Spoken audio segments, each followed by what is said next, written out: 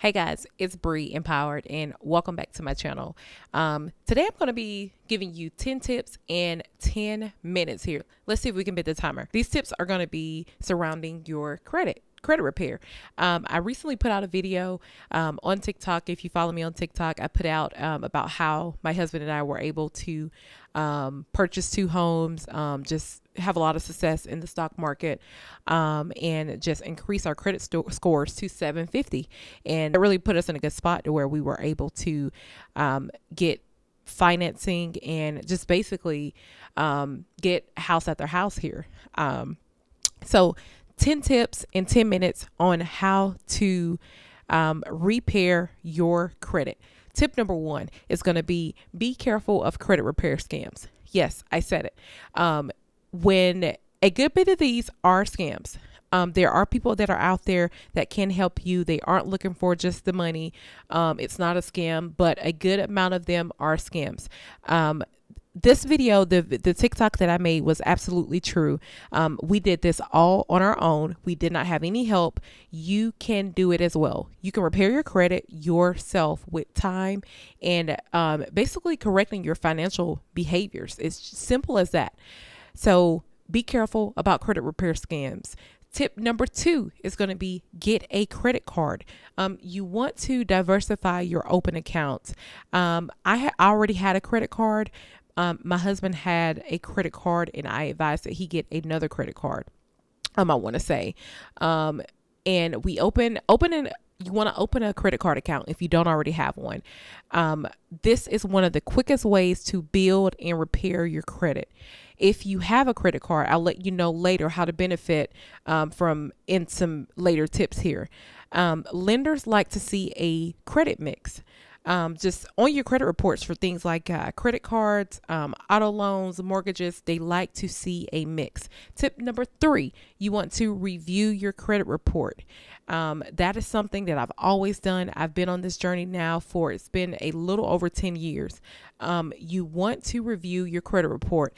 I got a free copy of my credit report and I review all the errors. You can get a free copy, one free copy a year. And I'll put the link in the description here. It's important to know where you stand before you sit in front of lenders. You want to know where you stand, and it's easier to go in front of them knowing your situation versus getting in front of them and they tell you your situation. Tip number 4, you want to dispute incorrect information. I disputed incorrect information. You don't need anyone to do this for you. It's simply easy. A government study found that 26% of consumers have at least one potential error on their report. That's a good amount. And 20% of those consumers who identify mistakes saw that their credit report increased a bit after they identified the mistakes and addressed them. Creditors have a certain amount of days to gather the original evidence and respond to the dispute there. You can also send a goodwill letter. You can kind of ask creditors to remove negative information from your credit report. But I want to note here that some negative information like judgments may not be able to be removed, and it really just depends on your situation. During that time, my husband and I, we did not have any judgments on our credit, so we did not have to go that route. I have had judgments on my credit and it was incorrect, and I'll make another video if you guys are interested in that on how I was able to remove that myself. Tip number 5. You want to negotiate debt with creditors. Me personally, I typically don't pay them because I end up noticing that they end up falling off, or I can dispute them and chances are the information is incorrect or they don't respond, and then the debt gets dropped from our report. But if you have to negotiate, you don't want to settle unless you have something in writing from the creditor saying that they will remove the account from your report if you pay. But I want to let you know that you have to be careful of charge-offs because charge-offs, handling these incorrectly can negatively affect your score. If the account is older, it may be best to wait for it to fall off, like I said previously here. And you can actually utilize things like Credit Karma, just any kind of credit monitoring system there to find out the exact dates of when this debt is going to fall off. That is one thing that I did.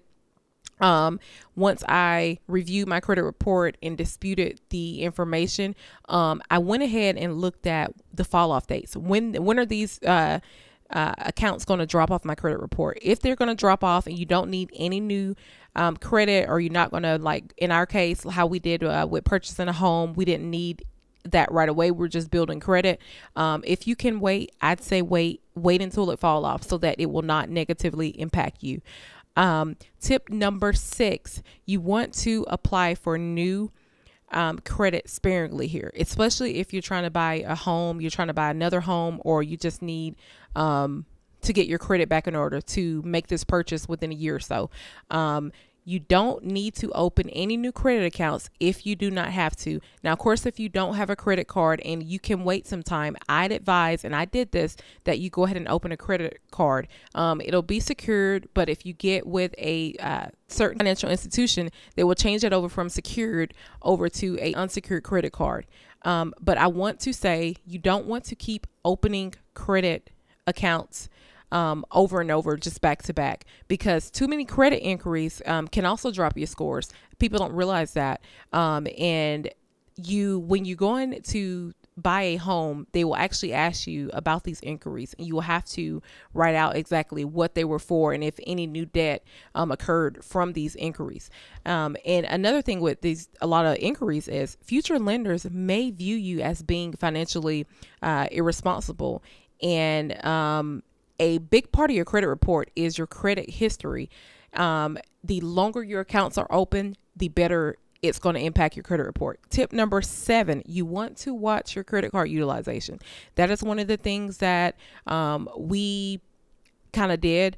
The first time around, we did not have any because we were joining together for our first home. The second time around, we actually accrued a good amount of credit card debt. So we had to get that down. We pay that credit card debt down. And I'm going to give you a little secret here.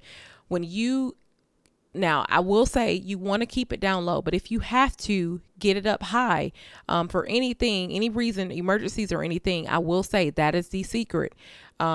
Once you get that debt up high, and I'm not saying max it out, but you will start to see your credit score go up tremendously as you start to pay those credit cards down. That is one thing that we did. We accrued a good amount of credit card debt for the wedding. We ended up obviously it impacted our score negatively, but this was temporarily. We ended up paying it down drastically, and our credit score shot up, no lie, about at least 25 points or so. But you want to watch your credit utilization. You want to keep it below 30% of your credit limit. Tip number, and how many minutes do we have here? We have 8. I think we're doing good. Want to make your payments on time. I cannot stress this enough. And you want to pay extra when you can. If you have been making payments on time, great. But if you find yourself in a predicament where you cannot pay, you want to contact the creditor. You want to contact whoever it is you have the account open with as soon as possible. Most of the time there are grace periods, but you want to continue to make on-time payments. This is one of the biggest things that helped me when I was single, and now that I'm married. We paid everything on time, and your payment history accounts for about 35% of your score. So, and also paying extra, and people don't realize this, paying extra, like before the ending of the billing cycle actually reduces the amount of interest that you pay. And that's big because that is how they make their money. If you don't have to pay a lot of interest, don't. If you have that extra cash there that you can put towards a credit card debt or any debt, do that so that you can lower the amount of interest. And then again, it just depends on your terms. All right. Tip number 9. You can become a authorized user on someone else's credit card. Now, some people say this may or may not work, but I have done this for someone else, and it has had a good bit of impact on their credit score. It's not going to be as much, but it definitely helps. And I typically see people do this like when you have kids or something and you're trying to build their credit report. But I want to say tip number 10, do not fret. Repairing your credit is going to take time, and it typically takes longer to repair it than to build it. And like I said before, it's not rocket science, people. I promise. We did it. And typically when you change your financial behaviors, you can improve your credit. You want to keep at it.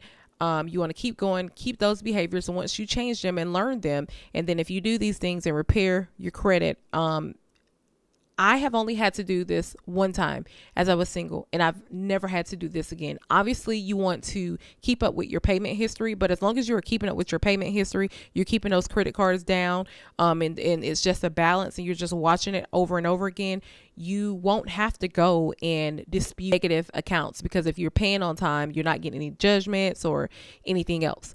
So I'm at 11 minutes. I did not beat the clock, but I want to say thank you guys for watching this video.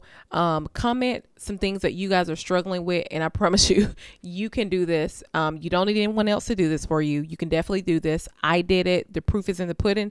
I want to say a couple years ago, I was back at about 520 or so, and we are now both at about 750 or so range. I've seen my credit score go up as far as about 760-ish. So comment below, what are some things that you are struggling with? If you have any questions, write those below, and comment if you guys want to have a part 2 of this video, because I feel like we have so much to share with our journey and just how we were able to have so much success with increasing our score and just purchasing multiple homes. And once again, you want to become empowered, then you want to empower. Thank you for watching this video, and I'll see you guys in the next one. Peace.